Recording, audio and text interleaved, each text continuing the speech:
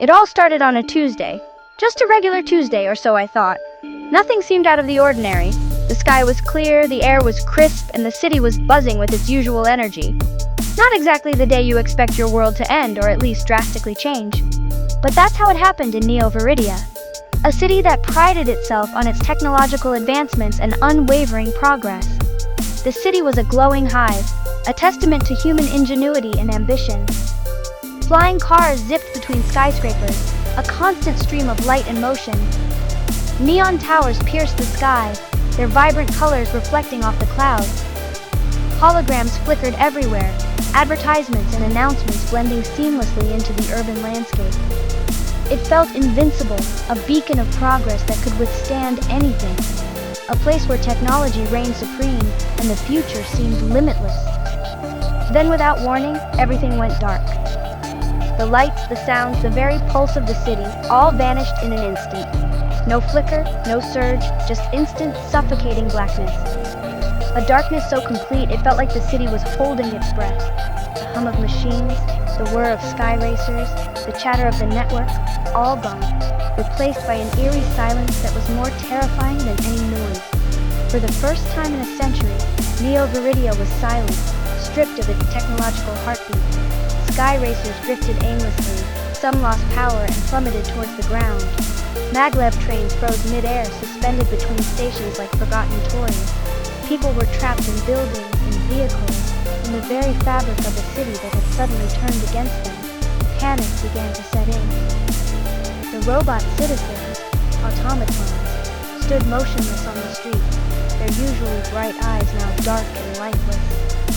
It was as if the city's soul had been ripped out, leaving behind only a hollow shell.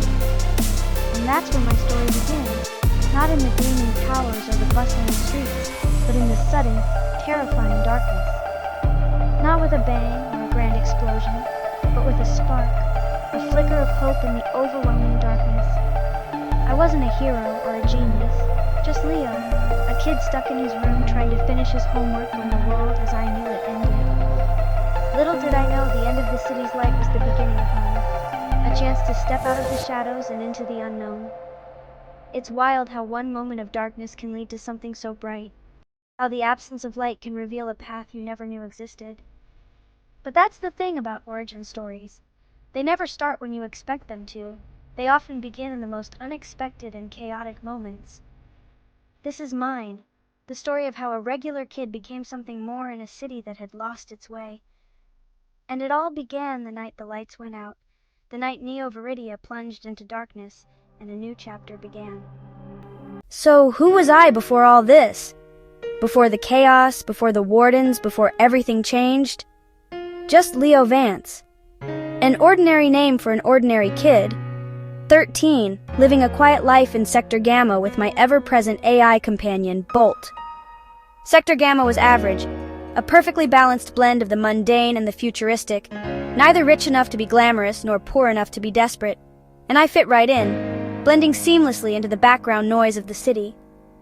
I was shy, introverted, and much more at home surrounded by the comforting hum of old tech than navigating the complexities of human interaction. My only real friend, confidant, and occasional tormentor was Bolt, a sarcastic AI I cobbled together from discarded scraps and salvaged parts. He constantly nagged me about my neglected homework, my questionable diet, and my distinct lack of a social life. Statistically speaking, social interaction increases lifespan by 12.7%, he'd drone on, his voice dripping with digital disapproval. At your current rate, you're statistically on track for a significantly short life. Just saying. Life was simple, predictable. Wake up to Bolt's incessant prodding, endure hollow school, retreat to my workshop to tinker with circuits and wires, repeat the cycle. My current obsession? An experimental solar converter, a piece of supposedly impossible tech that consumed my every waking thought. Everyone, including Bolt, said it couldn't possibly work, that the science just didn't support it. But I stubbornly kept trying, fueled by a mixture of hope and defiance. It was my secret escape, my way of carving out a small piece of individuality from the overwhelming anonymity of being just another face in a sprawling city teeming with billions of souls. I never actively to be special, to stand out from the crowd. But The wardens, our city's armored heroes, the shining beacons of hope, were celebrities, untouchable figures, not ordinary people like me.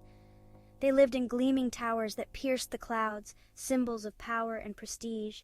I lived in a perpetually cluttered apartment, surrounded by half-finished projects and tangled wires, quietly dreaming of impossible inventions that would probably never see the light of day. I never, in my wildest dreams, imagined that our vastly different worlds would ever collide, let alone intertwine.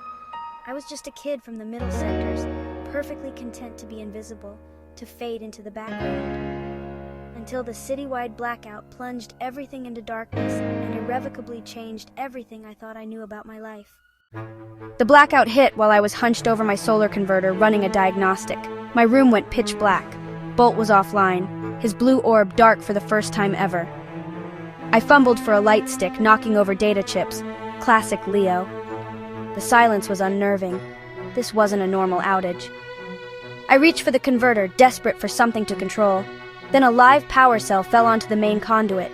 A blinding flash, like a miniature sun, erupted from the device. The energy washed over me, buzzing through every cell. The light pulsed, then collapsed inward, funneling straight into me. I was thrown back, but it didn't hurt. It felt like being rewired from the inside out. The converter glowed red, then crumbled to dust. The impossible energy had found a new vessel, me, and nothing would ever be the same. I lay on the floor, my body tingling with energy. My hands looked normal, maybe a little glowy, but I blamed the flash. Bolt flickered back to life, his voice staticky. Catastrophic power failure detected. Anomalous energy readings. From you. I tried to deny it, but a jolt of golden electricity danced between my fingers. This was real. I was different. I stumbled to the window. The city was still a black hole, chaos echoing in the distance. People were trapped, helpless. I looked at my hands, feeling the energy inside, a caged star waiting to be released. For the first time, I didn't feel invisible. I felt like a beacon. The blackout had changed me. I didn't know how or why, but I knew I couldn't ignore it. The city needed help. And maybe, just maybe, I could be the one to give it. The first sunrise wasn't in the sky. It was in me. From my window, Neo Veridia was a disaster zone. Without the AI grid, chaos reigned, autocabs, frozen people panicking, only flares and sparks for light. High above, sky racers stalled and fell. The wardens were nowhere to be seen. Their tech was useless. Bolt zipped around, accessing emergency broadcasts. The central spire is unstable, the fusion core is offline, but the immediate threat is the Skytrain Express. The Cerulean Line's clamps had failed. The train was a runaway bullet heading for a collapsed section of track. I could see it, a dark shape moving too fast, packed with people. The track ahead was twisted, broken. Hundreds of lives were seconds from disaster. There was no one to help, no one but me. My hands tingled with energy. I was terrified, but I knew I had to try. "Bolt, how long until it crashes?" I asked, watching the train speed toward doom. 3 minutes, 42 seconds. No viable intervention. Brakes are dead. It's a metal coffin, Bolt replied. The words hit hard. I thought of the people inside. Families, kids, just like me. My hands glowed brighter, energy churning with panic and desperation. "What am I supposed to do?" I shouted. Bolt hesitated. "If you could focus your energy, you might create a kinetic blast, but it's dangerous. You have no control." My options: watch hundreds die or risk everything with a power I didn't understand. It wasn't much of a choice. I looked at the train, then at my hands. I had to try, even if it meant risking everything. I took a deep breath and ran for the balcony. This was it. Instinct took over. I ran to the balcony, the train thundering closer. "Focus, Leo! Channel the energy! Aim it!" Bolt shouted. I closed my eyes, felt the fire in my chest, and pushed. A beam of golden light erupted from my hands, slamming into the train. The force nearly knocked me off my feet, but I held on. The beam shifted the train's path, but it wasn't enough. I poured everything into it, the light blazing across the city. Suddenly, my feet lifted off the ground. The recoil was propelling me. I was flying, a comet of gold in the night. Bolt screamed, "Don't stop now!" I aimed at the train, pushed off the balcony, and soared through the air. Terrified and amazed, I knew I had one chance to save them. I wasn't just a kid anymore. I was something new. Flying alongside the train, I saw faces pressed to the windows, people hoping for a miracle.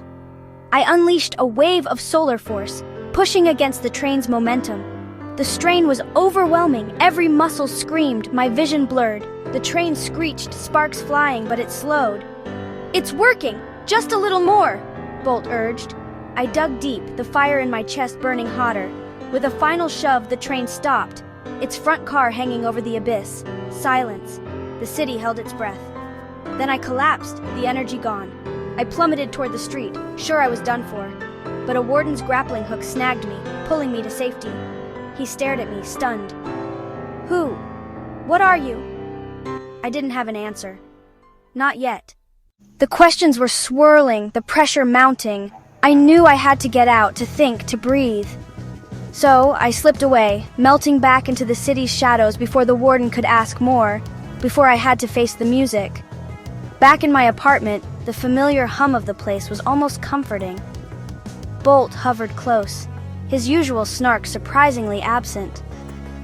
"You saved 477 people," he said, his voice softer than I'd ever heard it, for once not sarcastic. The number hung in the air, a heavy weight of responsibility and a surprising surge of pride. The city was still dark, a sprawling canvas of shadows punctuated by the faint glow of emergency lights. But even in the darkness, people were helping each other, sharing what little they had, offering a hand in the gloom. The blackout had broken the tech, fried circuits and shut down systems, but it hadn't broken the spirit of the people. But I knew this was just the beginning, a temporary reprieve before the real problems surfaced. The city needed more than wardens in powered suits, more than just brute force and technological superiority. It needed a new kind of hope, a symbol to rally around, something to believe in beyond the cold steel and flickering screens. I looked at my hands, normal, ordinary, but I could feel the embers of power inside, a warmth that spread through my veins, a potential waiting to be unleashed. I wasn't just Leo Vance anymore, the kid who fixed gadgets and stayed out of trouble. The blackout had taken the city's light, plunging it into an artificial night, but it had given me my own, a source of energy that resonated with the city's need. Neo Veridia needed a protector, someone who understood its heart and its potential. A hero powered by the sun, not the grid, someone who could bring light back to the city, both literally and figuratively. "Okay, Bolt," I said, a new purpose settling in, solidifying with each breath. "We've got work to do. Big work." First step, a suit, something that could channel the energy and protect me. And a better name than the kid who glows. Definitely need to work on that. A new dawn was coming for Neo Veridia, a chance to rebuild, to reimagine, to rise from the ashes of the blackout. And I was going to be its solar blaze, a beacon of hope in the darkness, a symbol of resilience and renewal. This was just the beginning, the first step on a long and uncertain path. But for the first time in a long time, I felt like I knew where I was going.